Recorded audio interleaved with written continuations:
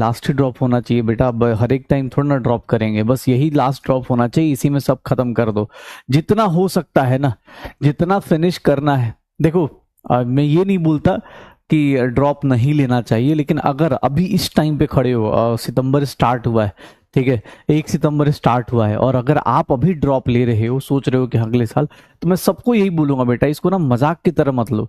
Drop लेना मतलब सोच रहे हो आप एक पूरा साल एक किसी ड्रीम के पीछे लगा रहे हो, तो बीच में किसी का बर्थडे आए, किसी का वो आए, शादी आए, किसी को कोई फर्क नहीं पड़ता। पिछले साल भी करी ना तुमने, जो गलतियां तुमने पिछले साल करी वो ये गलतियां इस साल नहीं करनी।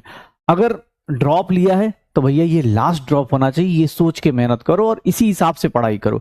इसके हिसाब से किसी को रिप्लाई भी करोगे ना तो उसको समझ में आएगा कि बेटा कोई बात नहीं, तुम्हारी मतलब तुम्हारा बर्थडे नहीं मना पा रहा, कोई दिक्कत नहीं यार, मुझे ना वो करना है, मतलब अपनी प्रिपरेशन करनी है। कोई अगर बहुत ही अजीब सा आदमी होगा तो ही तुम्हारी बात नहीं मानेगा।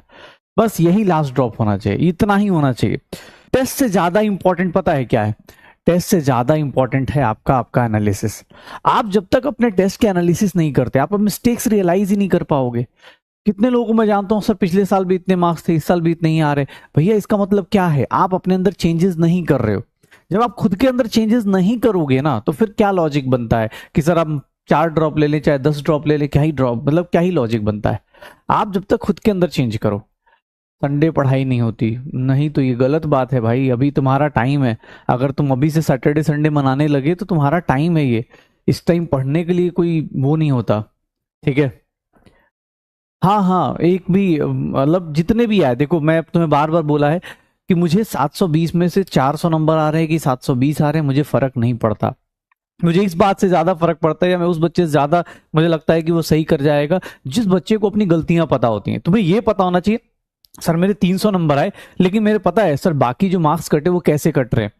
मैंने पढ़ाई सही से नहीं करी, मैंने रिवीजन नहीं किया, मैंने क्वेश्चन सही से नहीं पढ़े। तो आपको अपनी मिस्टेक्स पता होंगी ना, आप अपनी एनालिसिस ऐसे करोगे ना, तो आप जरूर आगे बढ़ जाओगे।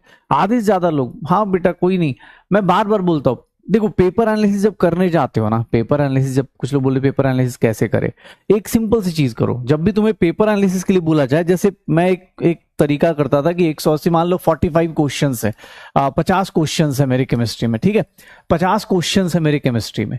तो मेरे पहली चीज मैंने राइट कितना किए, पहली चीज मैंने राइट कितने किए और रॉन्ग कितने हो रहे, या कौन से नॉट अटेम्प्टेड थे, और इन सबके रीजंस पता करो।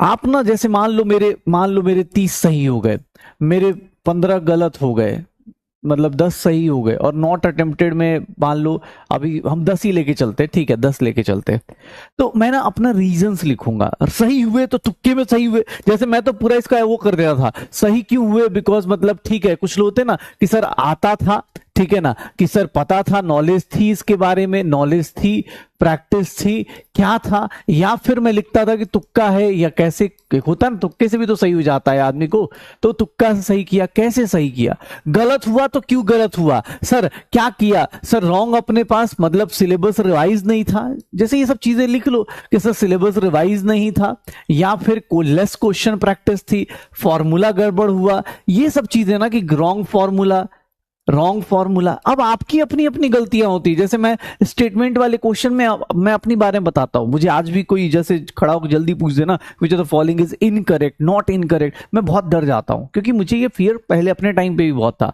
तो मैं उस तरह क्वेश्चन में हाईलाइट करता था एग्जाम हॉल में, बोलते ना कि पहले हाईलाइट करता था कि मुझे क्या निकालना है। ऐसा नहीं कि नहीं आता था, बस मुझे आता है, लेकिन मैं जल्दी जल्दी में करेक्ट वाले ही ऑप्शन टिक मार दूंगा। साइकोलॉजी बनी है करेक्ट मारने की, तो पता चला इनकरेक्ट पढ़ा ही नहीं, 4 ऑप्शन पढ़े ही नहीं सही से। तो ये चीज करना। सर नॉट अटेम्प्टेड क्यों नहीं, तो सर क्या दिक्कत थी, सर क्वेश्चन समझने में प्रॉब्लम हुई। अब क्वेश्चन समझने में प्रॉब्लम अगर हो रही है, अगर आपको समझने में प्रॉब्लम हो रही है, तो ये चीज आपको प्रैक्टिस से आएगी। कोई बोले कि सर क्वेश्चन समझ नहीं आया, तो इसका मतलब क्या है कि बेटा बाकी लोग अगर 680 720 लेके आ रहे हैं, आप नहीं लेके आ रहे, इसका मतलब आपकी प्रैक्टिस कम है। क्वेश्चन समझ में क्या होता है, क्वेश्चन समझाने के लिए कोई अलग चीज थोड़ा ना आती है। क्वेश्चन दिखता है, उसको पढ़ना होता है, सोचना होता है कि अच्छा यार ये चीज चल रही है, मुझे इसके हिसाब से रिलेट करना है, ठीक है।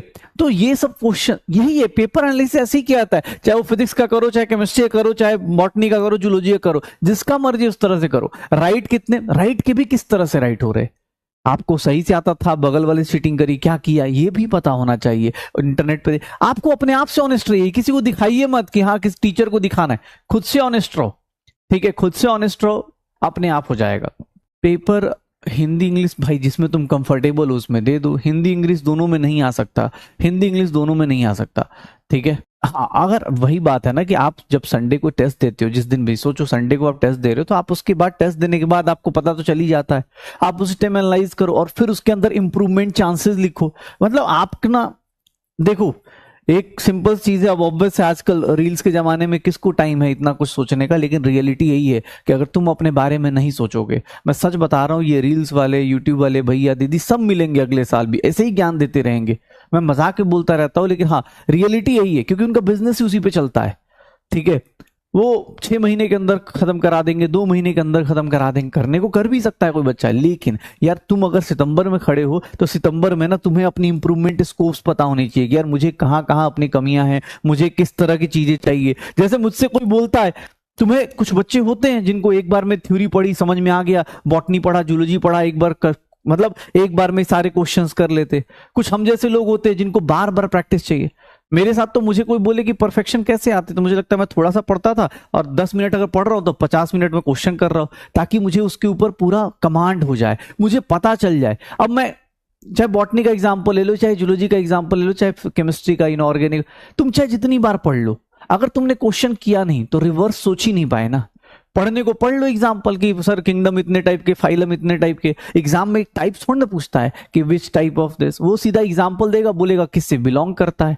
तो ये आपको रिवर्स कौन सिखाएगा, ये रिवर्स सिखाएगा क्वेश्चन प्रैक्टिस। रिवर्स कौन सिखाएगा, क्वेश्चन प्रैक्टिस सिखाएगा। चाहे वो केमिस्ट्री में, अब मैं जैसे आज पढ़ाऊंगा, मान लो फर्स्ट ऑर्डर पढ़ा रहा हूं, तो मैं तो पढ़ाता चला गया ना, धड़ धड़ धड़ अपना चलता चला गया, पूछते टाइम थोड़ी ना पूछा जाएगा तुमसे उस तरह से कि भैया आप फर्स्ट ऑर्डर रिएक्शन पढ़ाइए, नहीं, रिएक्शन पढ़ाने के लिए नहीं बोला जाएगा, आपसे उल्टा पूछा जाएगा कि ये फॉर्मूला किसका था, ये फॉर्मूला किसका था, उस तरह की चीजें पूछी जाएंगी। अरे मैं खुद मैंने अपनी इंस्टा पे शायद देखा हो किसी, मैं तो अपना वो लगा चुका हूं, मैं खुद की लिमिट लगा चुका हूं, जैसे ही आता है मेरे लिमिट की 1 घंटा हो गया, मैंने उस टाइम बंद कर देना, उसके अंदर खोलता ही नहीं। कभी कभी जैसे हाँ कभी लगा संडे वनडे है, चलो कुछ ज्यादा रिप्लाई कर देते हैं तो कर दिया। ये तो खुद से करनी पड़ेगी ना, आपको पता चल रहा है कि आपका टाइम बहुत जा रहा है, आपका टाइम वेस्ट बहुत हो रहा है, तो आप उसको सही से यूटिलाइज करो। अगर यूटिलाइज नहीं करना जानोगे तो गए फिर।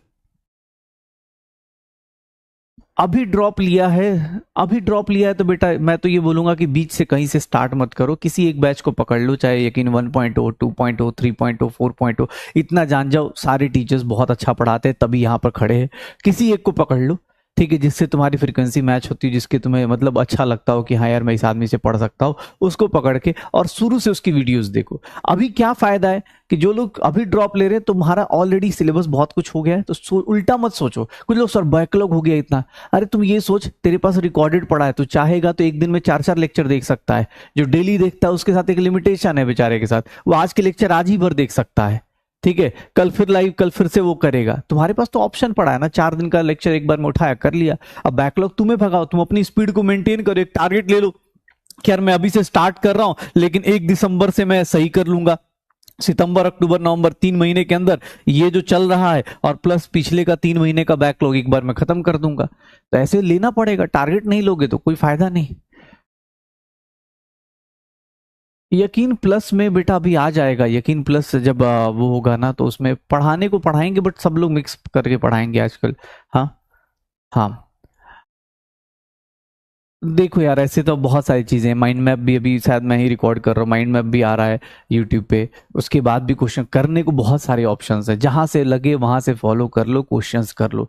दिक्कत ये नहीं है कि मतलब कंटेंट की किसी को कमी है, रिसोर्सेज की कमी है, किसी का अगर कोई बोलता है कि सर बैच नहीं खरीदने के पैसे, भैया आज के टाइम पे मुझे इतना पता है कि हर एक वीडियोज मिल जाती हैं, चाहे किसी भी यूट्यूब चैनल पे जाओ, पीडब्ल्यू के ही चैनल पे बहुत कुछ मिल जाएगा जहां से आप सब कुछ कर सकते हो।